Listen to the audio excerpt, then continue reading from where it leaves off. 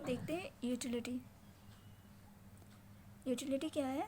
अगर इकोनॉमिक्स के लैंग्वेज में देखें तो want satisfying power of A commodity.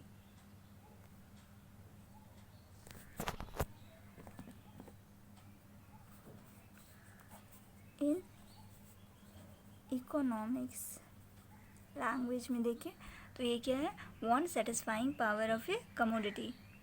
Simply in short अगर हम समझना चाहें, अब हर जहाँ जहाँ यूटिलिटी वर्ड आएगा वहाँ पे आप कैसे पुट करते जाओगे? Want satisfying power of A commodity. एक कमोडिटी का सेटिस्फाई करने का पावर को हम यूटिलिटी कहते हैं। अगर आप इसका डिक्शनरी मीनिंग देखोगे तो अब बोलोगे यूज़फुलनेस। नहीं, यूज़फुलनेस नहीं होता है। सिंपली इसका मतलब होता है सेटिस्फैक्शन, सिंपली इन शॉर्ट। तो अब आपके लिए ईजी हो जाएगा, जहाँ जहाँ यूटिलिटी वर्ड आएगा तो आप समझ जाओगे अच्छा क्या है ये, सेटिस्फैक्शन है। ठीक है, तो want satisfying power of A commodity language में कहो या सिंपली अगर कहना है तो utility is satisfaction. Utility means satisfaction. Characteristic of utility. Utility को आप पहचानेंगे कैसे? फीचर्स क्या है यूटिलिटी का? तो यूटिलिटी डिपेंड्स अपॉन अर्जेंसी और इंटेंसिटी ऑफ वांट। तो पहला फीचर क्या है? पहला है कि यूटिलिटी आपका जो सेटिस्फैक्शन है अर्जेंसी पे डिपेंड करता है, इंटेंसिटी ऑफ वांट्स पे डिपेंड करता है कि कितना आपका इंटेंसिटी है उस वांट्स को फुलफिल करने के लिए, कितना अर्जेंट है आपके लिए कोई भी वांट। तो मोर इंटेंसिटी अगर ज़्यादा वांट रहेगा, मोर इंटेंसिटी ज़्यादा अर्जेंट रहेगा तो आपको ज़्यादा सेटिस्फैक्शन देगा। जैसे एग्ज़ाम हॉल में पेन का सेटिस्फैक्शन कितना इंपॉर्टेंट होता है पेन एग्ज़ाम हॉल में, लेकिन समर वैकेशन में कोई मतलब है? अभी लॉकडाउन में भी बहुत सारे स्टूडेंट तो ठीक है लॉकडाउन चल रहा है अभी एंजॉय करते हैं, समर वैकेशन तो ऐसे ही। ठीक है, यानी कि समर वैकेशन या लॉकडाउन में मोस्टली बहुत कम स्टूडेंट पढ़ते हैं या पढ़ाई पे फोकस करेंगे, लेकिन एग्ज़ाम हॉल में पेन का मोस्ट इम्पॉर्टेंट है। पेन नहीं है तो आंसर कैसे करेंगे?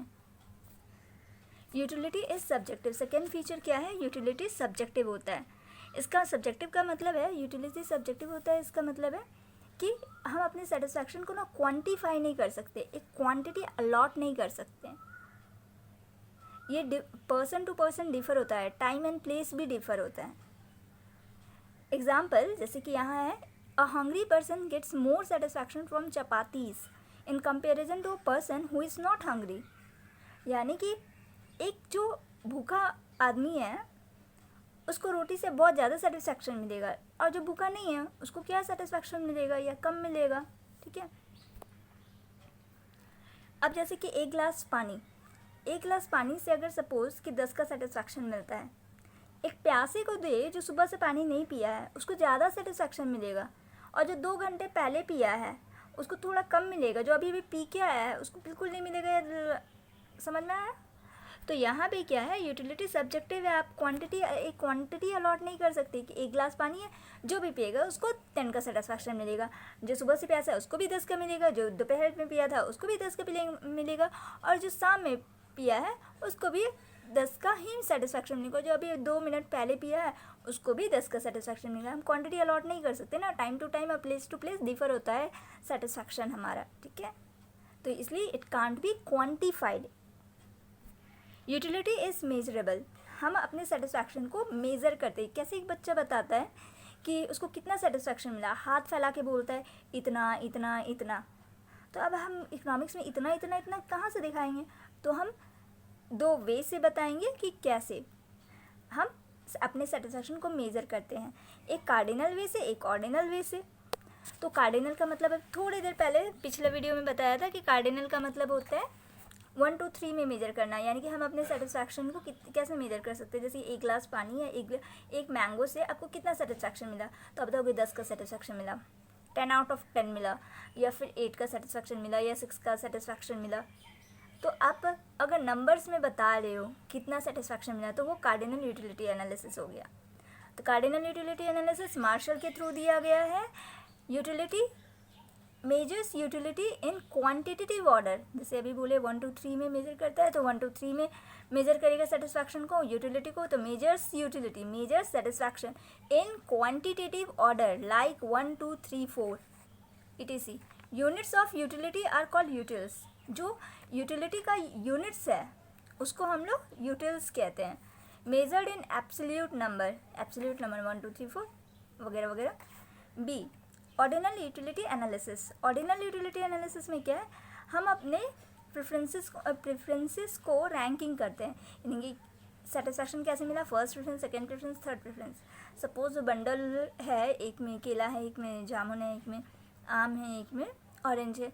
अब कैसे बताएंगे कि दोनों से कितना सेटिस्फैक्शन मिला, तो फर्स्ट प्रेफरेंस, सेकेंड प्रेफरेंस और अपने प्रेफरेंस को रैंकिंग दे देंगे। तो अगर प्रेफरेंस को रैंकिंग देते हैं तो वो ऑर्डिनल यूटिलिटी एनालिसिस होता है। इसका दूसरा नाम है इंडिफरेंस कर्व एनालिसिस। ये पूरे कंज्यूमर इक्विलिब्रियम में दो ही आप देखोगे, यूटिलिटी एनालिसिस देखोगे और इंडिफरेंस कर्व, और ये चैप्टर ओवर। तो ordinal utility analysis, ordinal utility analysis का दूसरा नाम है indifference curve analysis, given by Hicks and Allen. ये हिक्स एंड एलन ने दिया है।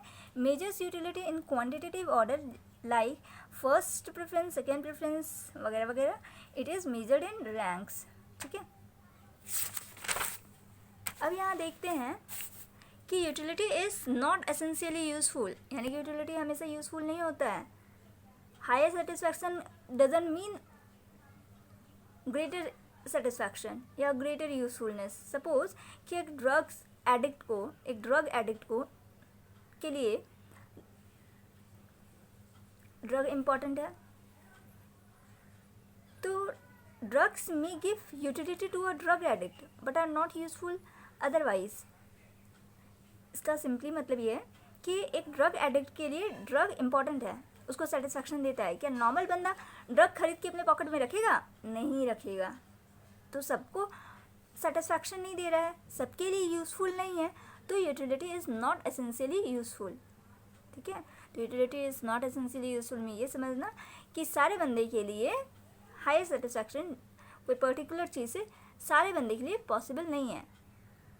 जैसे ड्रग एडिक्ट के लिए ड्रग इम्पॉर्टेंट है, नॉर्मल बंदों के लिए ड्रग इम्पॉर्टेंट नहीं है, ड्रग उसके लिए यूज़फुल नहीं है। ठीक है,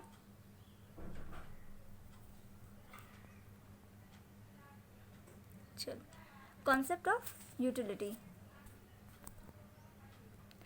तो यूटिलिटी